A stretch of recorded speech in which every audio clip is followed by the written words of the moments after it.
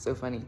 I have like a stockpile of things that I was asked to put into a videos. And yeah, I know what that is. I know when I'm told, hey, go put the wishing tree into a perspective that's easy to digest, you know? See how it applies to their life. You know, because not everybody's out there seeking that wisdom and reading and or listening to, you know, like I'm blind. So, I mean, if I could read and I could see books, I would have a library of 1,000 books and I probably wouldn't be making these videos because I'd be getting the information elsewhere.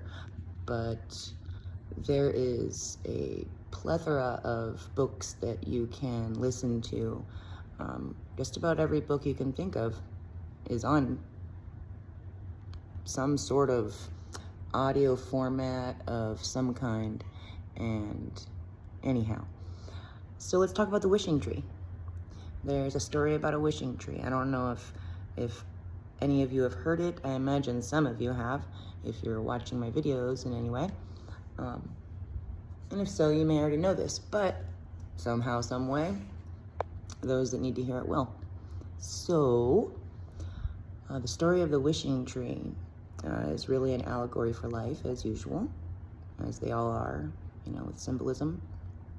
And forgive me if I botch it, because, you know, like, I'm not trying to memorize any stories. You know, I get the code within it, or the gold nugget that, you know, it helps me cherish and share. Oh, that's a good one. That's what it means about, like, not keeping things in the storehouse. Because so many people get God's wisdom and they just, like, store it away. Anyway, different allegory. Okay, wishing tree. Good Lord.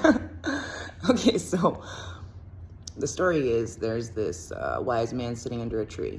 And it might even be Buddha, but I'm not sure. But yeah, so there's a wise man sitting under a tree. And he feels so great. He's sitting there, he's connected to earth and life, and, you know, he's feeling good. And he's like, oh man, this feels so good. You know, like, but I'm really thirsty, you know? And he might have been hungry first. I don't know the order, but it's like, I'm really thirsty. I could really use a drink of water. That's the only thing that could make this moment better. And then all of a sudden, some beautiful woman shows up with a drink, the one that he would, you know, like his favorite drink ever. And it's in plenty, you know, so anytime he wants some, it's there, and it's whatever temperature he wants it to be, or what have you.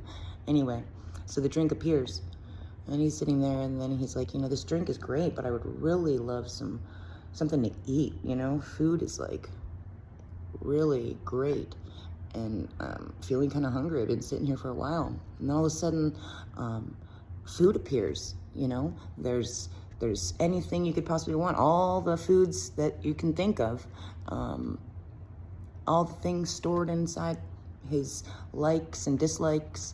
You know, he's only gonna get what he wants and what he's thinking about. Well, not what he wants, but what he's focused on.